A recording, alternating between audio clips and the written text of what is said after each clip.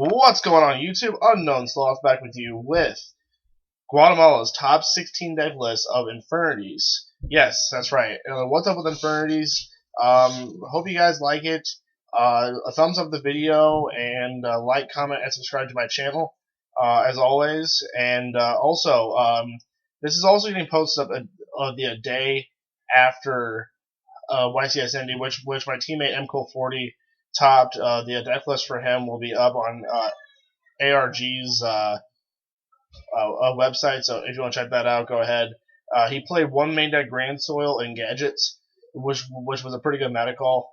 I think the idea was originally from Justin Delhan, but anyway, onto the top 16 deck list. This was a great list in my opinion, and it was a great meta call for the beginning of the format, whenever Guatemala was happening.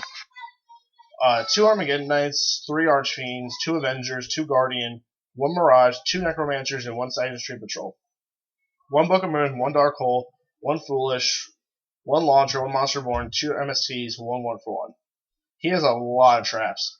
2 Bottomless, 2 Calls, 1 Bribe, 2 Prison, 3 Barrier, 2 Break, 2 Mirror Force, 2 Warning, 1 Starlight Road, and 2 Torrential. Surprised he wasn't running Judgment, but, you know, it happens.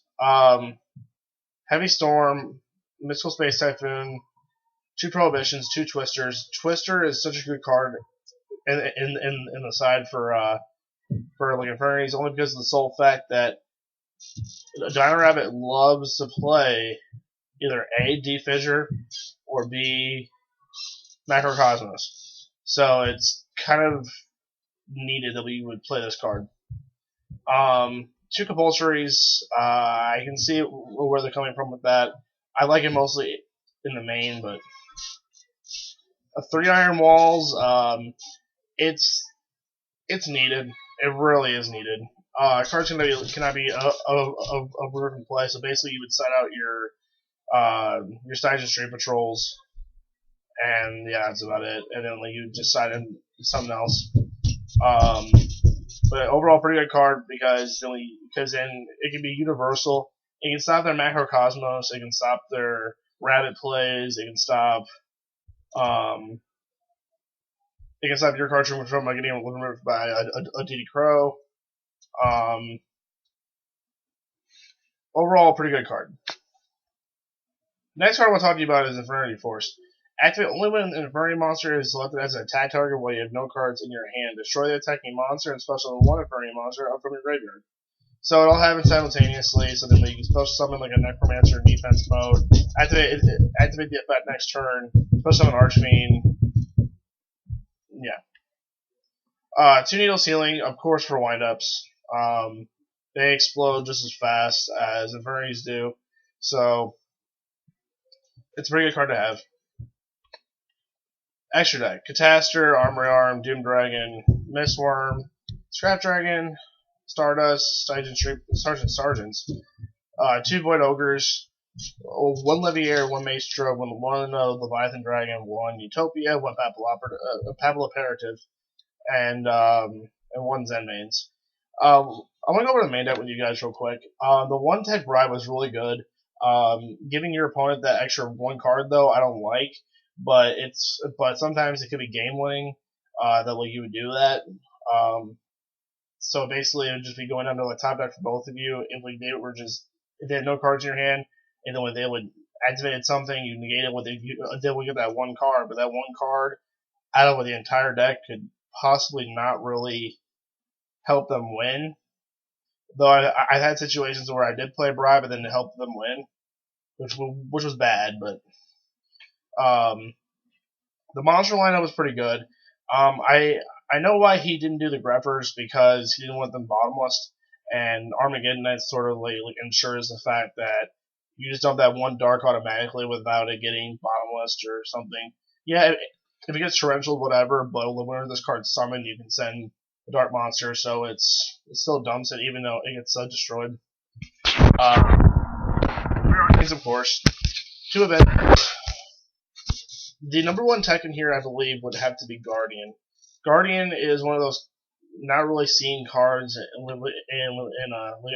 Infernities, and Guardian is an okay card. It's like the Spear Reaper of the deck.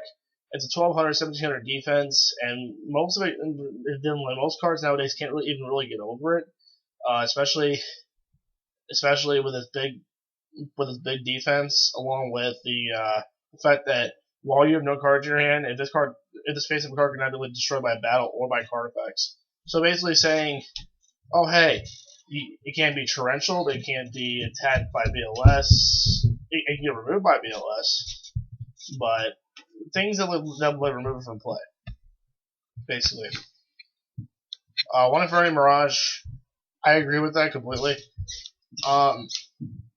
Sometimes a double Mirage is clumpy. You would main deck absolutely 2 Mirage during 2010 format, just because you play a triple launcher and double Mirage just to like make sure you like guaranteed game. But like one Infernity Mirage is fine.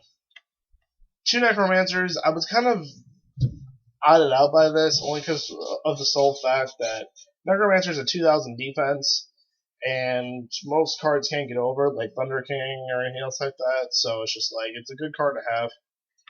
Besides Tree Patrol, it's staple in Infernities. 1 Book of Moon, of course. Dark Hole, Foolish, Launcher, of course. Monsterborn, 2 MSTs, 1 for 1. I personally would play 3 MSTs, but that's just me.